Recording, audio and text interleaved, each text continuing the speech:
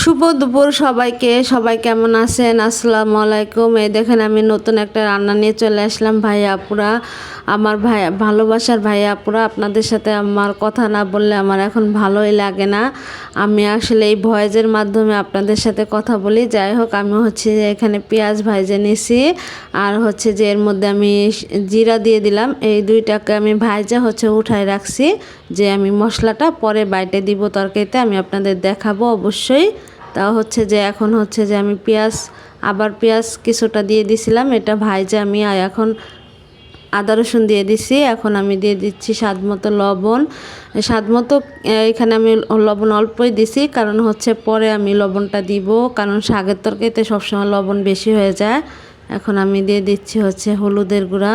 এখন আমি দিয়ে দিতেছি মরিচের গুঁড়া। তা যে পরিমাণে দিতেছি, আপনারা যে পরিমাণে রান্না করবেন, যদি বেশি রান্না করেন তাহলে বেশি পরিমাণে দিবেন, যদি এরকম এই আমার মতো এরকম রান্না করেন তাহলে এই পরিমাণে দিবেন। আসলে মশলাটা হচ্ছে যে তরকারি কতটা রান্না করবেন সেটার উপরে নির্ভর করতেছে। এই যে দেখেন আমি হচ্ছে যে ওই মশলাটাকে জিরার গুঁড়া দিয়ে, হলুদের গুঁড়া, মরিচের গুঁড়া এটা দিয়ে সুন্দর করে কষায় তারপর হচ্ছে আমি এখানে কাঁচামরিচটা দিয়ে দিছি। মানে সব তরকারিতেই দেখবেন আমি কাঁচামরিচ দিই, কারণ কাঁচামরিচ ছাড়া আসলে আমার ভালো লাগে না। আর শুকনো মরিচ তো খাওয়াটাও ঠিক না, শুকনো মরিচের গুঁড়াটা তারপরেও একটু দেওয়া লাগে আর কি, ঝালটা একটু বেশি হওয়ার জন্য। এখন হচ্ছে যে আমি যে মাছটা দিছি, মাছটা দিয়ে আমি অনেক সময় পর্যন্ত কষাই নিছি সুন্দর করে, কারণ না কষাইলে তো তরকারি ভালো হয় না, আমি আপনাদের আগেও বলছি। এখন হচ্ছে যে আমি সুন্দর করে যে আবার হচ্ছে কিছুটা নতুন আলু, এটা হচ্ছে কাইটে রাখছিলাম, এটা আমি দিয়ে দিছি। এটা দিয়েও আমি বেশ কিছুক্ষণ কষাইছি। এরপরে আমি এই যে শাকটা এখন দিয়ে দিচ্ছি। এখন আমি এই শাকটা ভালো করে ধুয়ে রাখছিলাম, কাটে ধুয়ে রাখছিলাম, এই শাকটা আমি দিয়ে দিতেছি।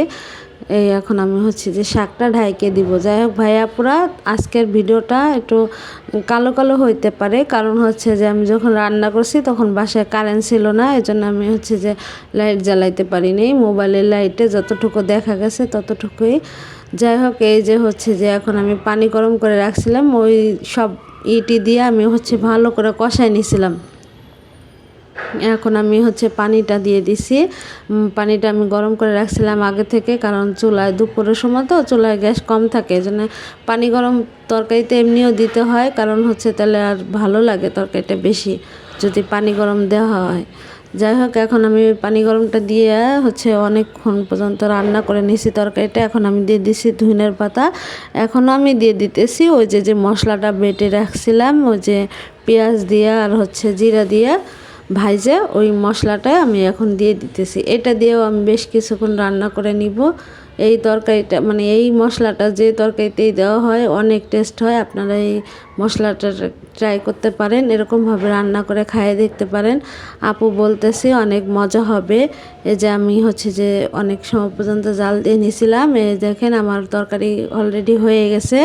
এই যে আমার তরকারি ফাইনাল লুক, তা কেমন হলো অবশ্যই জানাবেন। আর হচ্ছে সবাই আপুর পাশে থাকবেন। আল্লাহ হাফেজ।